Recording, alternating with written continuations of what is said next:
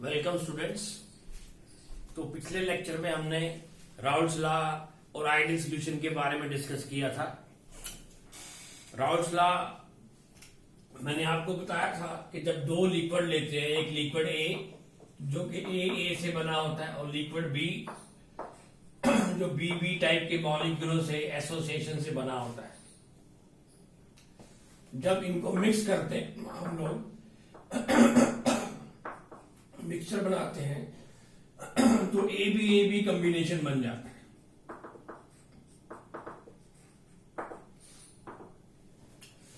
और ideal solution तब बनता है जब new force of attraction between A B is found to be almost same as present in AA and BB.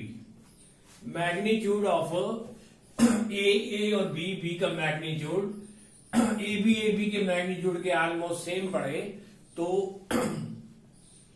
जो है जो सॉल्यूशन बनेगा वो आइडियल बनेगा।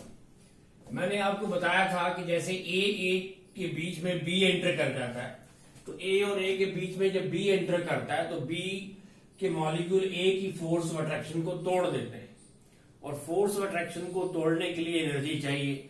वो मान लेते हैं, इसको मैंने दिया था कि लेट फॉर 20 किलो जूल की एनर्जी चाहिए पर मोल, प्लस में एनर्जी देनी पड़ेगी एंडोथर्मिक प्रोसेस के लिए, एनर्जी ब्रेक करने के लिए हीट एनर्जी सप्लाई करनी पड़ेगी। और बी की फोर्स ऑफ अट्रैक्शन थोड़ी वीक मानी थी हमने, तो इसलिए इसको 16 किलो जूल पर मोल की चाहिए। तो टोटल मिला के 36 किलो जूल की एनर्जी की जरूरत है हमें। और अगर ए बी कॉम्बिनेशन से ऑलमोस्ट -36 किलो जूल की एनर्जी रिलीज हो रही हो तो डेल्टा एच 0 होगा। 36 की जरूरत है और 36 ही रिलीज हो रही है, ऑलमोस्ट उतने के आसपास रिलीज हो रही है, तो एनर्जी जो डेल्टा एच होगा वो 0 होगा। लेकिन ये तभी होता है कि अट्रैक्शन जो है ऑलमोस्ट सेम मैग्नीट्यूड में हो। लेकिन ज्यादातर क्या होता है कि ए बी अट्रैक्शन या तो न्यू फोर्स ऑफ अट्रैक्शन अगर तो वीक हो जाए, अगर तो ये फोर्स ऑफ अट्रैक्शन वीक हो गई, ये force of attraction weak force of attraction हो गई तो क्या होगा तो बी के मॉलिक्यूल ए की फोर्स ऑफ अट्रैक्शन को तोड़ तो दिया लेकिन B is loosely held, B molecules are loosely held by A molecules, तो बी मॉलिक्यूल की एस्केपिंग टेंडेंसी ज्यादा होगी, जल्दी से उड़ जाएंगे, वेपराइज हो जाएंगे। इसी तरीके से A molecule are also loosely held by B, तो ए के मॉलिक्यूल भी लूजली हेल्ड होने से ए की एस्केपिंग टेंडेंसी भी ज्यादा होगी। तो होगा क्या कि और क्योंकि फोर्स ऑफ अट्रैक्शन वीक हो गई है और मान लेते हैं कि 36 किलो जूल की एनर्जी अब रिलीज नहीं हो रही, मान लेते हैं 30 किलो जूल की एनर्जी रिलीज हो रही है। क्यों कम क्यों हो रही है? क्योंकि force of attraction between A B are weaker, new force of attraction are weak, energy release is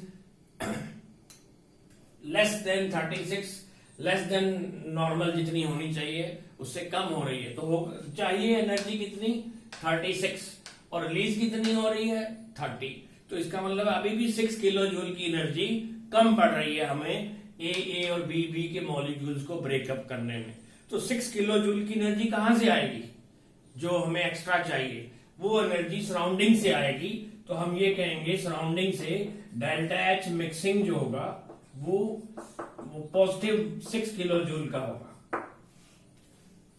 तो delta H will be positive होगा, एनर्जी गेन करेगा, delta H will be greater than 0 होगा, पॉजिटिव मतलब greater than 0 होगा। और delta V mixing that will also be 0, वो greater than 0। वो क्यों? क्योंकि A B are now loosely held, A is loosely held with B is loosely held with A. तो होगा क्या कि मॉलिक्यूल लूजली हेल्ड होने से क्या होगा, आपस में एक्सपैंड कर जाएंगे, दूर दूर हट जाएंगे। तो new force of attraction weak होने से मॉलिक्यूल दूर हट जाएंगे, तो टोटल वॉल्यूम जो होगा वो स्लाइटली इंक्रीज कर जाएगा। टोटल वॉल्यूम जैसे 100 ml, अगर हमने ए में 10 ml बी ऐड कर दिया है हमने, तो 110 ml होना चाहिए। अब ये 110 नहीं रहेगा, अब ये 110 से थोड़ा अबव चला जाएगा, हो सकता है 110.5 हो जाए, हो सकता है 110.8 हो जाए, तो वॉल्यूम में इंक्रीज हो जाएगा। और क्योंकि ए भी आसानी से एस्केप कर रहा है, वेपर बन रहे हैं, और बी के भी वेपर इजिली बन रहे हैं, ज्यादा बन रहे हैं, तो वेपर प्रेशर जो आना चाहिए according to Raoult's law, P A equal to P not A X से आना चाहिए, वो इसके बराबर नहीं आएगा। इस will be greater than P not A X से ज्यादा आएगा। वेपर प्रेशर ए के मॉलिक्यूल इसलिए ज्यादा एस्केप करने की टेंडेंसी रखेंगे, जितना आना चाहिए था vapour pressure according to Raoult's law ideal solution के हिसाब से, उससे ज्यादा आएगा। Similarly P B will be greater than P not B, X B ज्यादा आएगा। और ग्राफ कैसे बनेगा, और ग्राफ कैसे बनेगा, इस तरफ हम vapour pressure of liquid A लेंगे, इस तरफ vapour pressure of liquid B लेंगे, तो आना चाहिए था ग्राफ स्ट्रेट लाइन, लेकिन आएगा नहीं, पी नॉट बी, ये पी नॉट ए था, तो इधर X A is equal to 0, X A is equal to 0, X A is equal to 1, X B is equal to 0, इधर X B is equal to 1, X A is equal to 0। तो जैसे जैसे हम B की amount ए में add कर रहे थे, करते जाएंगे, तो मोल फ्रैक्शन ए की कम होगी, मोल फ्रैक्शन ए की यहां से लेफ्ट से राइट की तरफ जो है कम हो रही है, बी की बढ़ेगी, तो बी की लेफ्ट से राइट को बढ़ती है। तो ग्राफ जो आना चाहिए था ऐसे स्ट्रेट लाइन राउट्स लॉ के अकॉर्डिंगली आने चाहिए थे, इधर को कम होगा, इधर को बढ़ेगा, और आइडियल सॉल्यूशन के हिसाब से टोटल सॉल्यूशन का ग्राफ ऐसे आना चाहिए था। लेकिन अब क्योंकि वेपर प्रेशर ज्यादा आ रहा है, तो देन नॉर्मल से जितना आना चाहिए था उससे ज्यादा आ रहा है, तो इसलिए graph will be positive deviation show होगी, तो सॉल्यूशन पॉजिटिव डेविएशन शो करेंगे।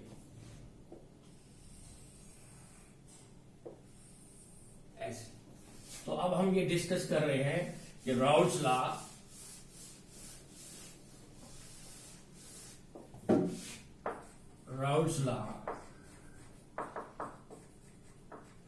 for the solution showing positive deviation. Routes law obey नहीं होगा, या हम ये कहेंगे, इसको गलत लिख दिया, solution showing positive deviation from Raoult's law better है। Solution showing positive deviation from Raoult's law ideal behavior.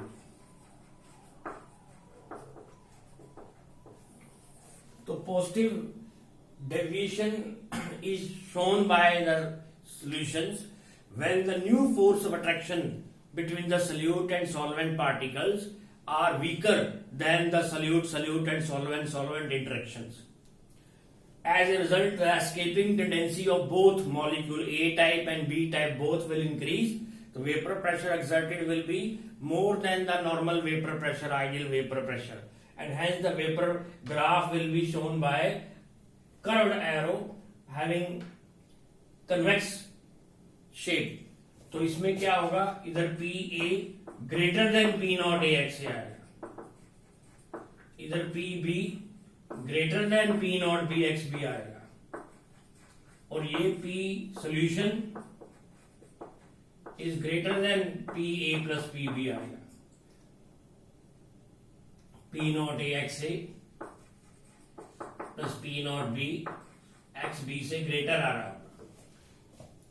ये पॉजिटिव डेविएशन अगेन सुन लें कि कब होती है, कि जब new force of attraction between solute B and solvent A are weaker force of attraction हो जाए, तो होगा क्या, ए और बी आपस में वीकली हेल्ड होंगे तो बी भी आसानी से एस्केप करेगा, ए भी आसानी से एस्केप करेगा, वेपर ज्यादा बनेंगे ए के भी बी के भी, तो वेपर प्रेशर ज्यादा आएगा। और क्योंकि अट्रैक्शन वीक है, attraction lead to release of energy, और वीक फोर्सेस हैं तो energy release will be less.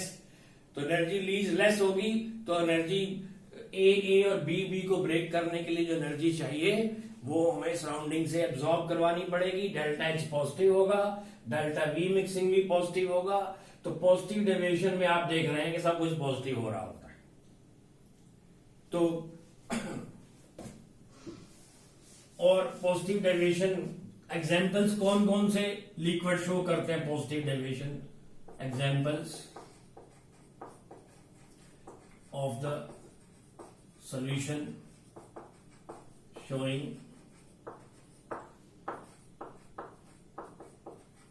positive deviation. एक तो number 1 water and alcohol use करते हैं, वाटर एंड इथेनॉल और मिथेनॉल भी ले सकते हैं। Number 2 chloroform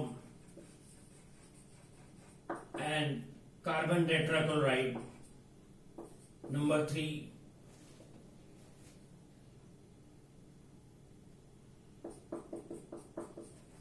ethanol and carbon disulphide. ये क्यों कर रहे हैं ऐसे पॉजिटिव? कैसे पता चलेगा आपको कि कौन सा सोल्यूशन पॉजिटिव डेविएशन शो करेगा? आप देख रहे हैं कि वाटर में हाइड्रोजन बॉन्ड स्ट्रांग होते हैं और इथेनॉल में हाइड्रोजन बॉन्ड वीक होते हैं, लेकिन जब इन दोनों को हम मिक्स करेंगे तो वाटर के स्ट्रांग बॉन्ड टूट जाएंगे, वीक बॉन्ड बनेंगे, फोर्स ऑफ अट्रैक्शन वीक हो गई, resulting solvent solute attraction weak हो गई, तो positive deviation. Chloroform is polar, carbon tetrachloride is non polar. तो पोलर मॉलिक्यूल क्लोरोफॉर्म में जब नॉन पोलर एंटर करेगा तो पोलर की डाइपोल फोर्सेस को और वीक कर देगा, तो पॉजिटिव डेविएशन आ जाएगी। इथेनॉल में हाइड्रोजन बॉन्डिंग है, कार्बन डाइसल्फाइड में नॉन पोलर है, तो नॉन पोलर जब जाएगा हाइड्रोजन बॉन्डिंग को वीक कर देगा, तोड़ देगा, तो इस will B A positive deviation होगी। और एग्जांपल देख सकते हैं कोई?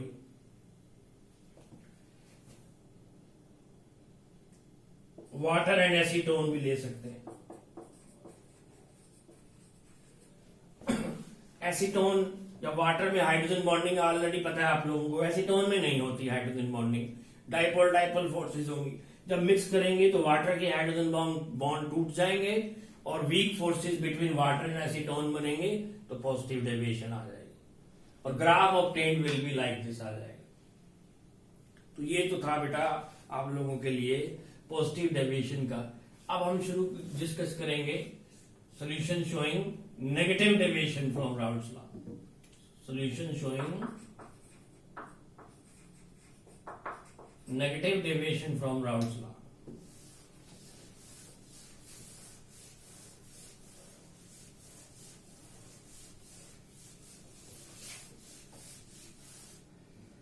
नेगेटिव डेविएशन तब आती है जब ए के मॉलिक्यूल और बी के मॉलिक्यूल के बीच में जो फोर्स ऑफ अट्रैक्शन जो है, जब उनको मिक्स करते हैं तो new force of attraction A B बनेगी,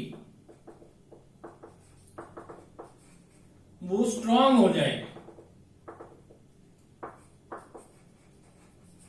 new force of attraction stronger हो जाए, ए बी टाइटली हेल्ड हो जाए। तो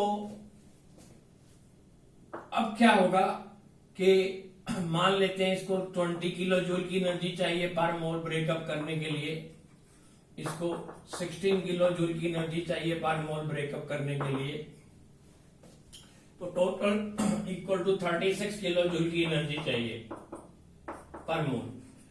और क्योंकि अब new force of attraction stronger है, strong force of attraction lead to greater release of energy, तो एनर्जी ज्यादा रिलीज होगी। कितनी? मान लेते हैं 40 किलो जूल की एनर्जी रिलीज हो रही है, तो 40 किलो जूल की एनर्जी रिलीज हो रही है, चाहिए 36, तो फालतू बच गई आपके पास कितनी? 4 किलो जूल की एनर्जी। तो 4 किलो जूल की एनर्जी फालतू बच गई। और अब होगा क्या कि बी मॉलिक्यूल जो है वो टाइटली हेल्ड हो गए ए से, तो बी मॉलिक्यूल आसानी से एस्केप नहीं कर पाएंगे, करेंगे तो सही पर आसानी से एस्केप नहीं कर पाएंगे। तो वेपर प्रेशर बी का कम हो जाएगा, जितना आना चाहिए था आइडियल राउट्स लॉ के हिसाब से उससे कम हो जाएगा। इसी तरीके से ए के मॉलिक्यूल भी टाइटली हेल्ड हो गए, तो ए के मॉलिक्यूल भी आसानी से एस्केप नहीं कर पाएंगे। तो वेपर प्रेशर ए का और बी का दोनों का नॉर्मल आइडियल वेपर प्रेशर से कम हो जाएगा, और एनर्जी रिलीज ज्यादा हो रही है, और इसलिए सॉल्यूशन को जब मिक्स करेंगे ए बी को तो डेल्टा एच माइनस में आएगा, -4 किलो जूल की, तो एक्सोथर्मिक प्रोसेस होगी। तो delta H mixing will be less than 0, exothermic होगी। Delta V mixing less than 0 होगी। तो vapour pressure P A less than P not A X आएगा, P B less than P not B X भी आएगा।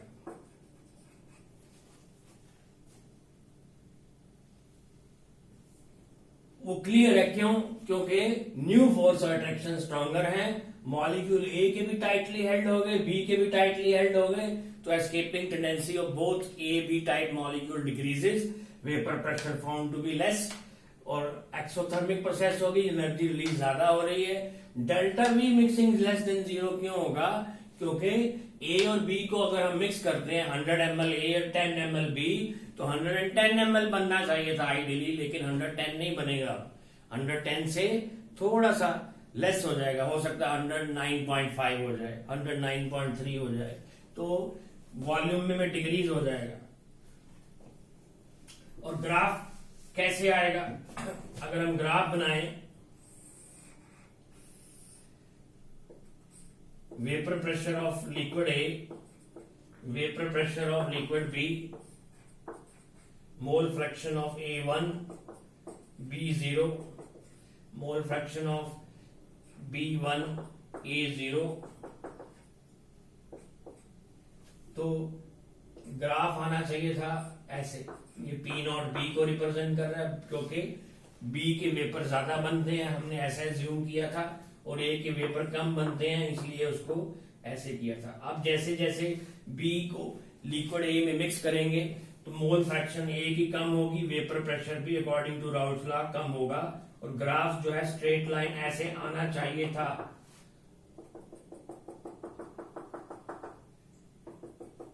Straight line ऐसे आना चाहिए था, लेकिन ग्राफ जो है वो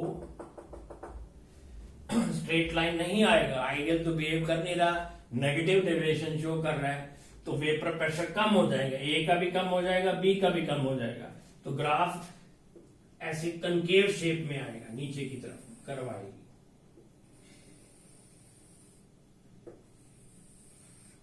तो P A less than P not A X, P B less than P not B X B, और P of solution will be less than P naught AXA plus P naught BXB, less पड़ेगा। तो negative deviation ऐसे आएगी। Negative deviation कब आएंगी? when the negative deviation by the solution will be shown when the new force of attraction between the solute and solvent becomes stronger than that of the solvent and solute interactions।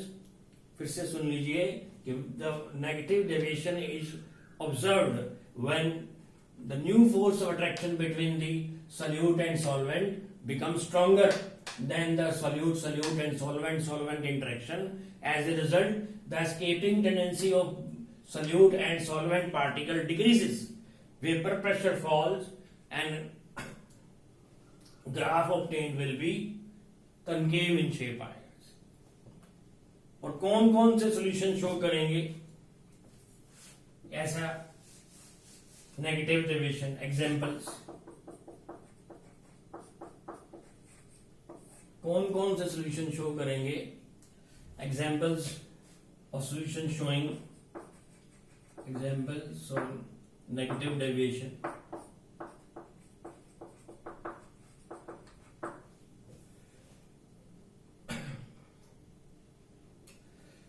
All acids and water when mixed, the solution become hot.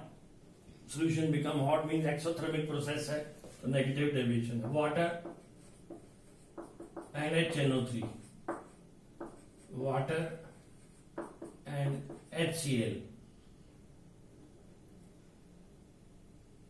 acetone and chloroform,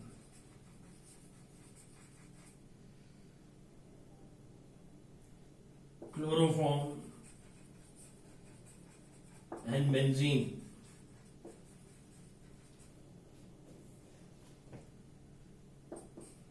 diethyl ether and chloroform. इनको अगर ये mix करेंगे तो ये negative deviation show करेंगे. तो acetone dipole diaper forces हैं इनमें. Acetone C double bond CH3, C double bond और CH3. एसीटोन जिसको प्रोपेनॉन भी बोलते हैं. जब क्लोरोफॉर्म से मिक्स करेंगे, chloroform is HCHCl3, this is chloroform. When these two liquids are mixed together, they will form hydrogen bonding with them. Strong forces हो जाएंगे,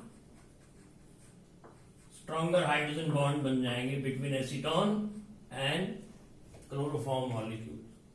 So therefore stronger attraction leads to negative deviation.